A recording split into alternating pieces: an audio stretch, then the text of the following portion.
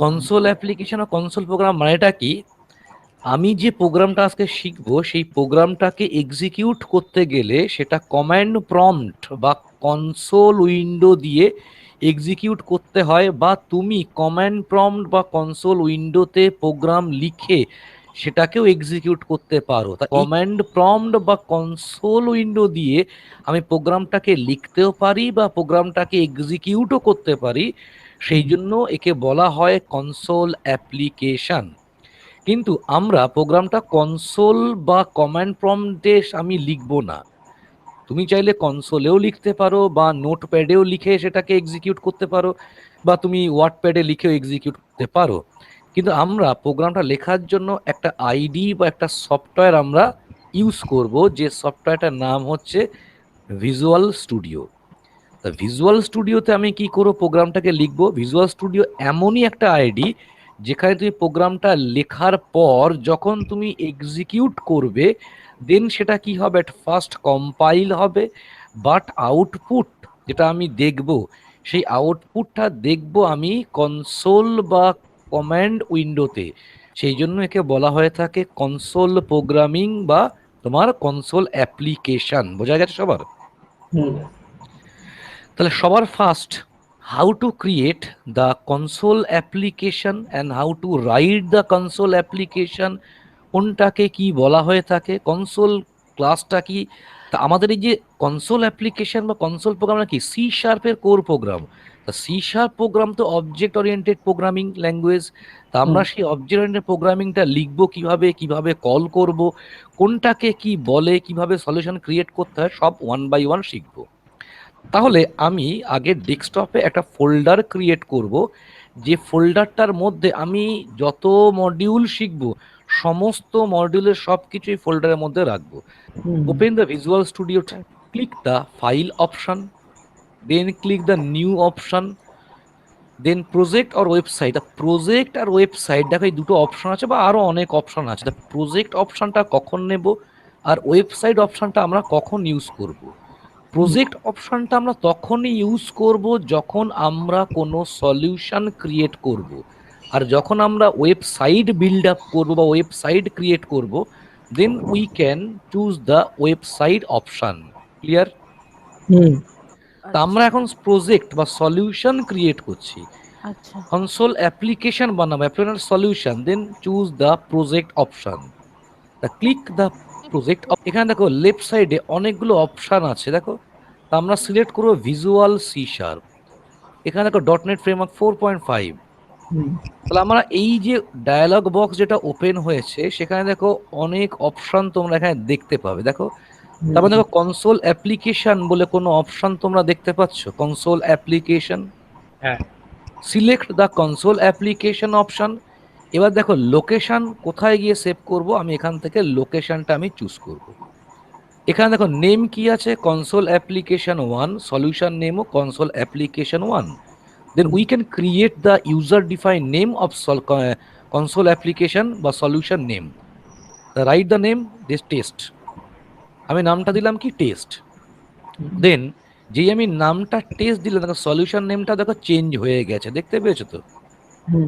Then click the okay button. যে আমি ওকে বাটনে ক্লিক করব, দেখো আমার সলিউশনটা এখানে ক্রিয়েট হয়ে যাবে।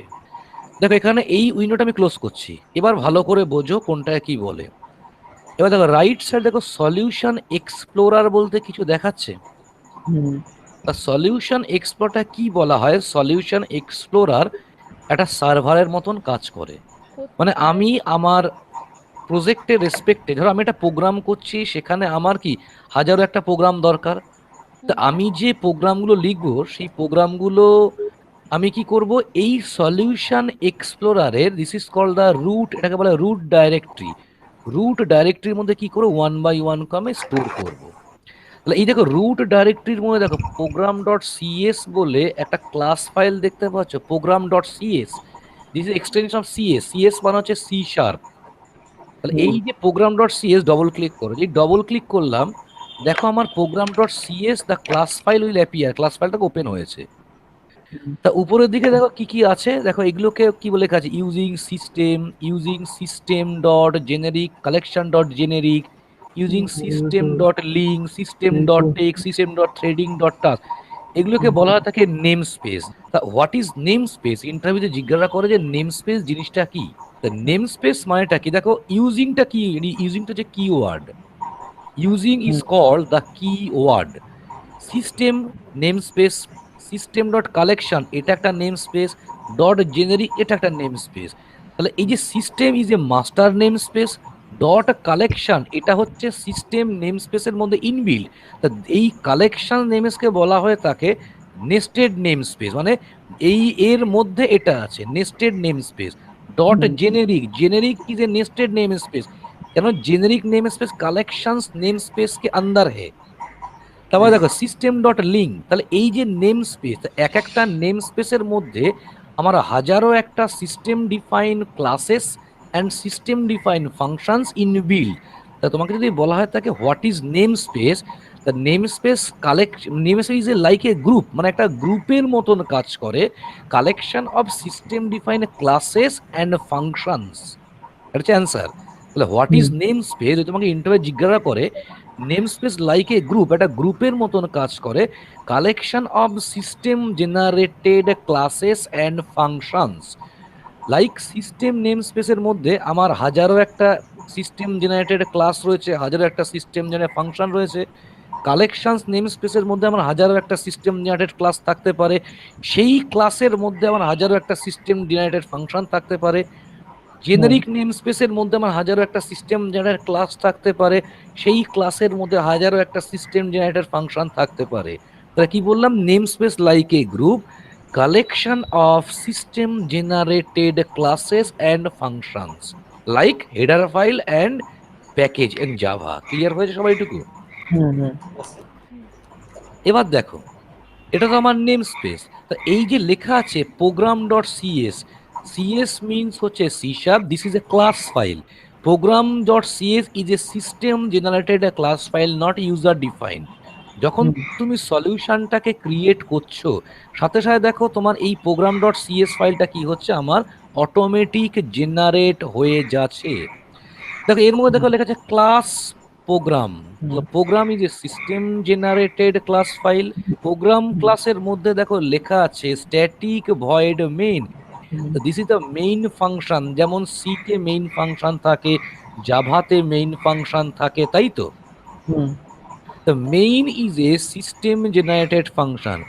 এই মেইন ফাংশনের প্যারামিটার কি লেখা আছে, স্ট্রিং args, মানেটা কি, সি শার্প বাই ডিফল্ট, একটা কথা সবাই শুনে নাও, সি শার্প কি হয়, C sharp by default string data type ছাড়া অন্য কোনো ডেটা টাইপ কিন্তু বোঝে না। কি বললাম, C sharp by default string ছাড়া অন্য কোনো ডেটা টাইপ কিন্তু ও বোঝে না। ধরো তুমি ইউজারের কাছ থেকে স্ট্রিং ডেটা টাইপ বাদ দিয়ে তুমি অন্য যে কোনো ডেটা টাইপ ডিক্লেয়ার করলে, তাহলে কি ও যখনই তুমি ইউজার কিবোর্ড থেকে স্ট্রিং ডেটা টাইপ বাদ দিয়ে অন্য ডেটা টাইপ যখনই তুমি ডিক্লেয়ার করছো, সি শার্প কি করছে, এই এটা স্ট্রিং কি, এটা অ্যারে, তো এটা একটা অ্যারে ভ্যারিয়েবল, তখন কি করছে এই অ্যারে ভ্যারিয়েবলটার মধ্যে স্টোর করছে। মানে বাই ডিফল্ট কি বোঝে, স্ট্রিং ছাড়া অন্য কোনো ডেটা টাইপ বুঝছে না, বোঝে না। তাহলে আমাকে সেই স্ট্রিং থেকে তুমি যে ডেটা টাইপটা ডিক্লেয়ার করেছিলে, আমাকে আগের ডেটা টাইপে আবার কনভার্ট করতে হয়। তুমি যদি আগের ডেটা টাইপে কনভার্ট না করো তাহলে কিন্তু তোমার সঠিক অ্যান্সারটা আসবে না, বুঝতে পেরেছো? अगर तुम कन्वर्ट नहीं करोगे तो तुम्हारा आउटपुट व रिजल्ट नहीं आएगा। तो ये जो कन्वर्शन है, कन्वर्शन दो टाइप का होता है, number one implicit conversion, number two explicit conversion. Implicit conversion और एक्सप्लिसिट कन्वर्शन, एक्सप्लिसिट कन्वर्शन मतलब है एक डेटा टाइप से दूसरे डेटा टाइप में कन्वर्ट करना फॉर परमानेंटली, और इम्प्लिसिट कन्वर्शन का मतलब है एक डेटा टाइप से दूसरे डेटा टाइप पे हम कन्वर्ट कर रहे हैं लेकिन पर्टिकुलर उसी सिचुएशन के लिए।